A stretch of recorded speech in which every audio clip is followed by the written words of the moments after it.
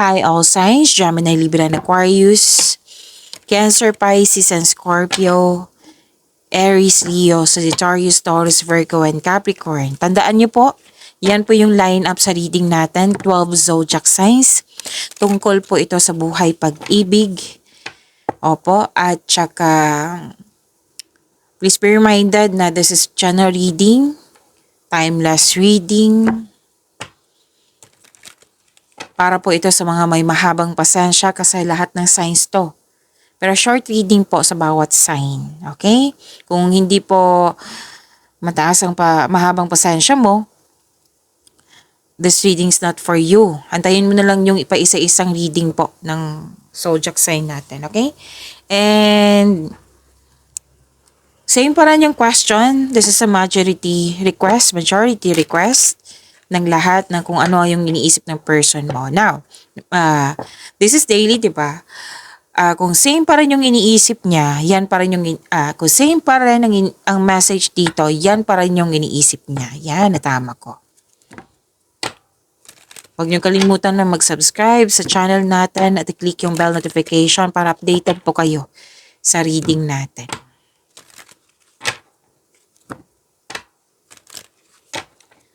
Let's start with air signs, Gemini, Libra, and Aquarius. Spirit guide, ano po yung iniisip ng person ni Gemini? Ang dami. Dami ba? 3. So, kunin natin. Nahin natin to.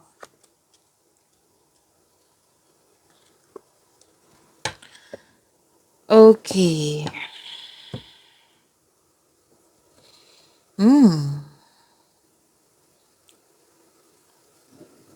Iniisip ng person mo, Gemini.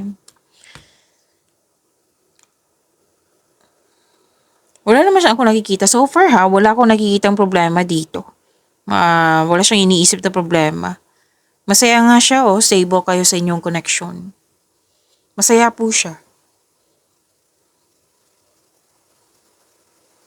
And sobrang busy niya. Okay, at ano pa? Excuse me po.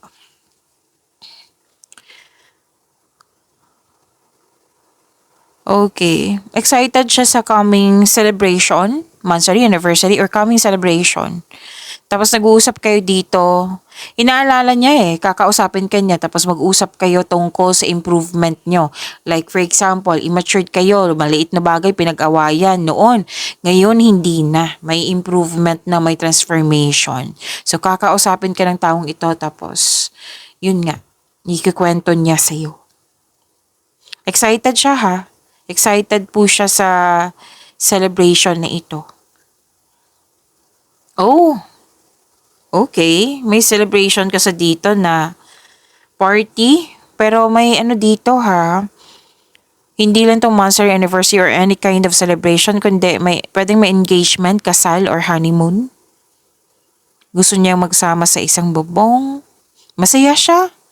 Oo, 2 card mismo nagsabi dito na masaya siya. Masaya siya sa inyong relasyon. Yes. Spirit guide, ano po yung iniisip ng person ni Libra?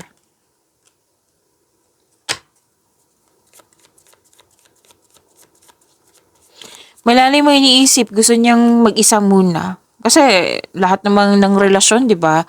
Yung mga successful dyan sa relasyon, lahat yan may mga space. Oo, magkakaroon ng space. Kasi kung walang space, masasakal. Oo. Tapos, na gusto niya ng space para makapag-isip, makapagpahinga. Para sa pagbalik niya, re-energize na siya. Pwedeng naghahanap to ng solusyon, naghahanap siya ng sagot. Pero nasa kanya na. Nag-soul searching tong taong ito. Gusto niya mapag-isa muna para makapag-isip. Malalim ang iniisip.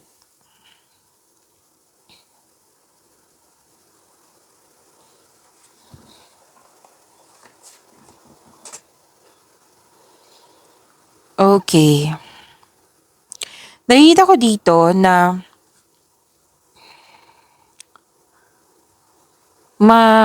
okay.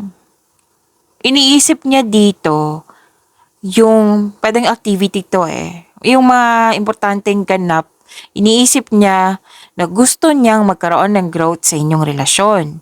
Kaya ito, nagkaroon siya ng plano na mag-travel kayo or mag-decorate sa bahay. May decoration ako nakikita dito. So, yan po ang iniisip niya. Spirit guide para po kay iniisip ng person ni Aquarius.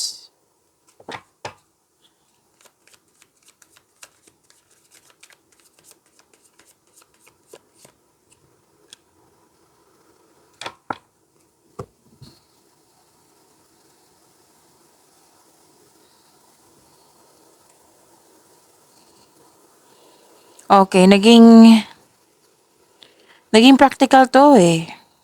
Like, gusto niya magkaroon ng stability and trustworthy. So, nag-iisip siya kung paano to ma-maintain yung stability sa inyong relasyon.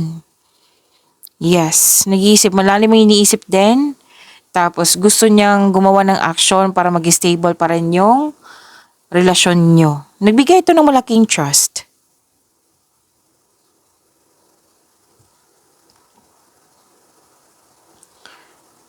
May balak siyang ipakilala ka sa grupo ng tao. Masaya siya. Masaya siya. Tapos, yes, may forgiveness na ako nakikita dito. Nag-spend time to eh. Sa family, nag-spend time sa bata, pwedeng reunion to or outing po. Next is water signs. Shuffle ko lang ha, water signs. Cancer, Pisces, and Scorpio. Huwag niyong kalimutan na mag-subscribe sa channel natin at i-click yung bell notification para updated kayo sa video reading natin. Para ma-prompt po. Oo, sa cellphone niyo dyan. Kung anong unit ba ang ginagamit niyo. Para alam niyo na may bago tayong video. Okay? Kung gusto niyo. Cancer, Pisces, and Scorpio.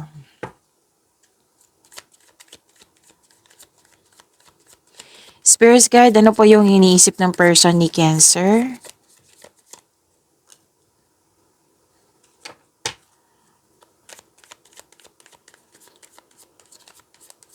Dalawa yung nakikita ko dito eh. Pwedeng nag-rest day na ito, nagbakasyon na ito, or gusto niyang magbakasyon or mag-rest day. Why? Pagod. Pagod siya, stress. Gusto niya magkaroon ng time sa sarili para makapagpahinga. Opo, pagod siya. Pagod.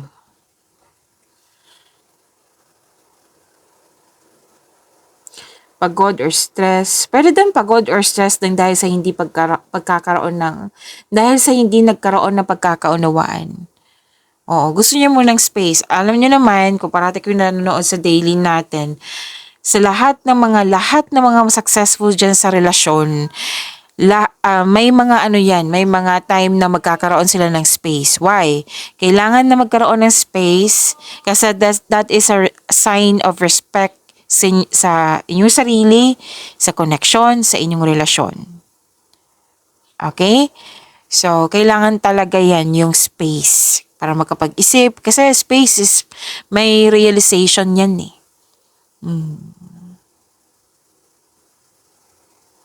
Kapag-isip para magkapaghanda at magpagaling yan. Kasi nakaramdam siya ng pagod. At okay. Malalim din ang iniisip niya kasi gusto ng taong ito na mag-grow pa ang inyong relasyon. May iniisip din siya na bakasyon kasi to, tapos dito travel. So gusto niya magbakasyon or mag-decorate sa inyong bahay, magpa-renovate ng bahay. Okay, so this person wants growth sa inyong relasyon. Okay, so si Pisces na naman. Okay, Pisces tayo. Spirit guide, ano pa po yung iniisip ng person ni Pisces?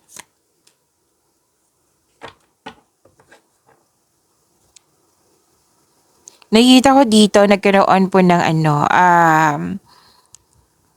sabay-sabay kayo nagtayo ng trust and stability. Ayaw nito ng away. Mas pipiliin to ng inner peace kesa away po. Tapos, this person na wanted na magkaroon ng yung take things slow kasi gusto niya mag-last talaga ang inyong connection. Gusto niya ikaw na. Ayaw niya ng iba, gusto niya ikaw na.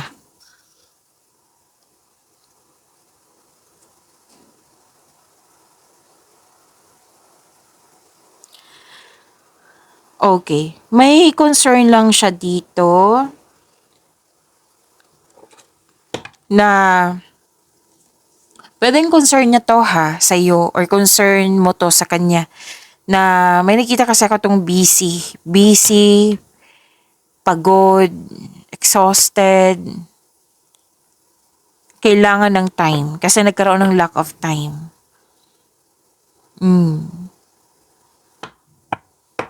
Yan. So, kailangan ng panahon. Spirit guide, ano po yung iniisip ng person ni Scorpio? I need 2 cards po.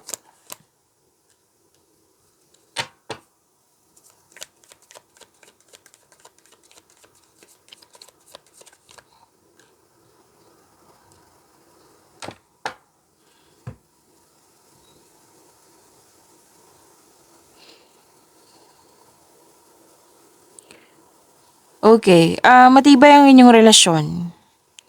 Nag-date after ng masalimot na di pagkakaunawan ng kahapon. Ready siya eh.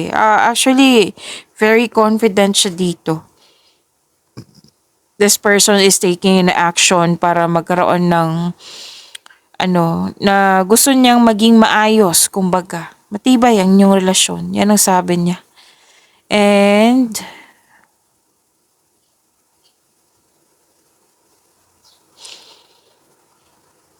okay. Okay. So, this person is, ginagamit niya ang kanyang lohika kesa sa emotion. So, nagbigay ito ng mahabang pasensya. Kaya nga, nagkaroon ng 2 card dito na sigurado na siya na kakausapin kanya, lumabas kayo para magkaroon ng time. Okay? Next is kay Fire Signs, Aries, Leo, Sagittarius.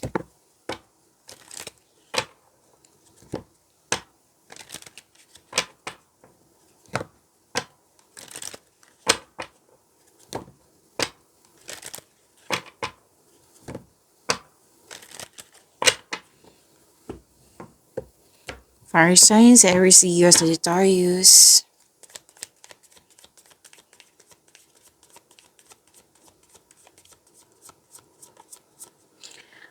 Spirits guys, ano pa yung iniisip ng person ni Aries? I need 2 cards po.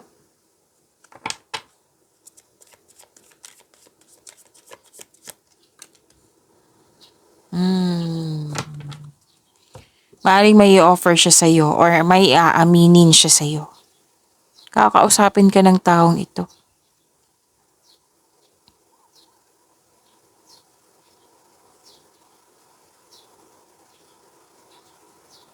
Oo, may alok dito eh. Aalokin ka niya. Pwede na mag-invite to ng date. Oo. Tapos, may nangyari, may hindi siya nagustuhan na nangyari, nagawa or nabitawang salita. Pero willing to mag-move on. Oo, willing to siyang mag-move on. And actually, iniisip niya pa rin yung mga nangyari sa nakaraan. Iniisip niya. Pero at the end of the day, nakikita ko dito na willing siyang mag-move on.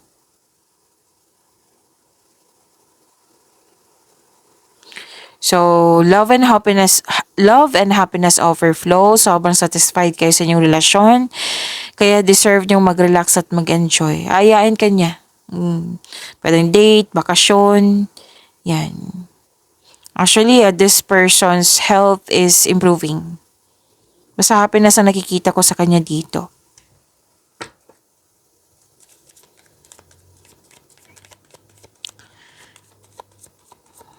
Spirit guide, ano pa yung iniisip ng person ni Leo?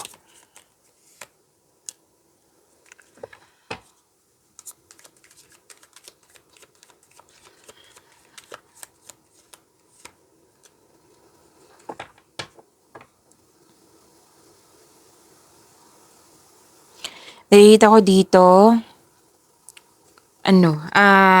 naging practical siya sa buhay, relasyon nyo. Gusto niya magkaroon ng stability and malaki ang tiwala niya sa inyong relasyon. And blooming blooming kayo. Love is blooming. In love tong taong ito.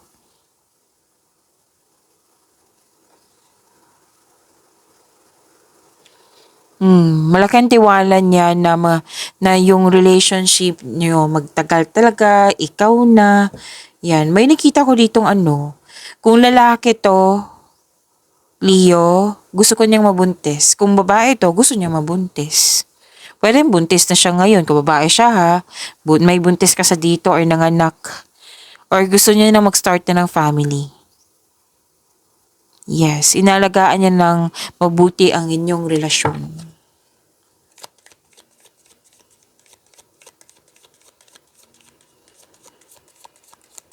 Spirits guide, ano po yung iniisip ng person ni, anong tawag dito?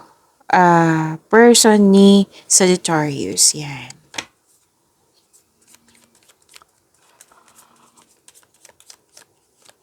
Kampante siya sa inyong sitwasyon. Actually, this person gusto niya masunod yung gusto niya, desisyon niya, plano niya. Tapos, kontrolado na dati. Hindi kayo magkasundo, ngayon okay na. Dati disbalance, ngayon balanse na. Kontrolado na. It might be, naging stricto tong taong ito. O kasi may na-learn siya na sa nakaraan, kaya na magiging stricto na tong taong ito. Oo. Nakita ko nga dito, gumagawa siya ng rules.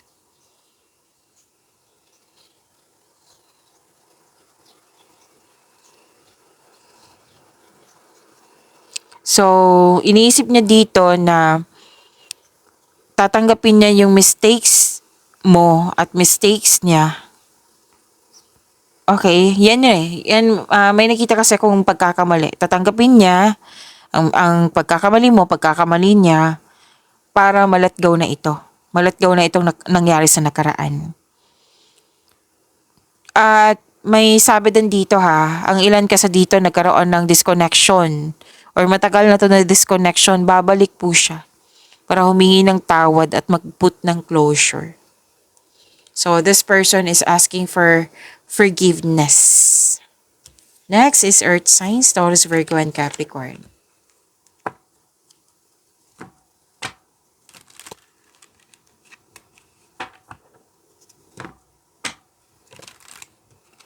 Shuffle ko lang ha. Kung same message pa rin yan, pa rin ang iniisip niya.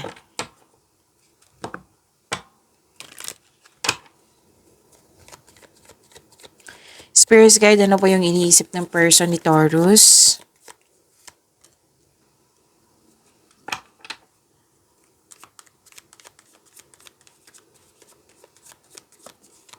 Guarded. Ayaw niyo masaktan. Malalim din ang iniisip niya. Kalma siya. Nag-observe siya sa surrounding niya. Actually, pwedeng tahimik siya ngayon Nag-observe siya. Guarded. Yan. And pwede din umiiwas siya ng confrontation para hindi ka or kayo masaktan. Kumbaga, may limitation Nililimitahan niya yung sarili niya. May fear kasi na ayaw masaktan, ayaw kayo mag-awa, ayaw niya mag-away kayo, defensive, guarded. Yan ang nakikita ko. Pwede din na may choices sa buhay.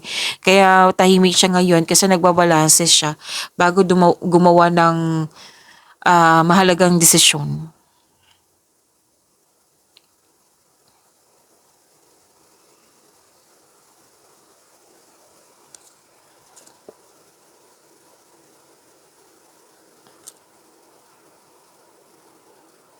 Okay. Okay, nag-overthink tong taong ito Pero at the end of the day, nakikita ko naman dito na pwedeng napagod na siya sa kaka-overthink. Okay? Ang ending nito, mas magtiwala siya sa kanyang feelings kaysa mag-overthink or mag-overanalyze.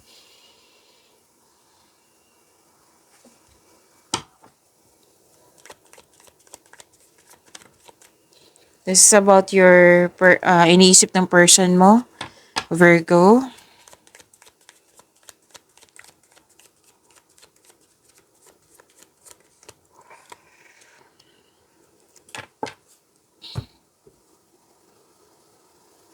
May ending with new beginning ako nakikita dito, Virgo.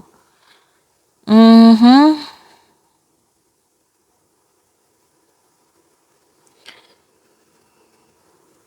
Gusto niyang mag-level up kayo. Like, pwede din atong project ha. Like, gusto niyang bumili ng property para sa paghanda sa pagsasama. Basta property ang nakikita ko dito or magpapatayo. Kasi may structure din ako nakikita po. Tapos, kontento naman siya sa inyong pagmamahalan. Sabi po dito.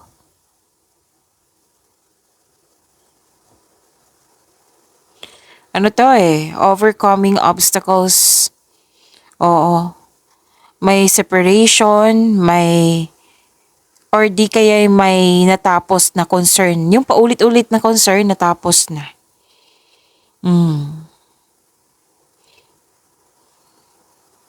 Kasi this is ending with new beginning. May acceptance na nangyari.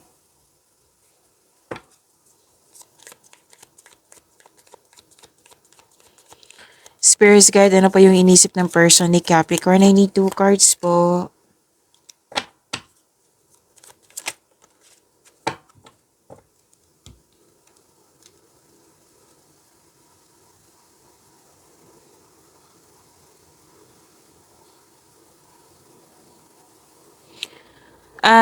May ilan dito bagong pasok sa relasyon. Parang mabilis yung relasyon to.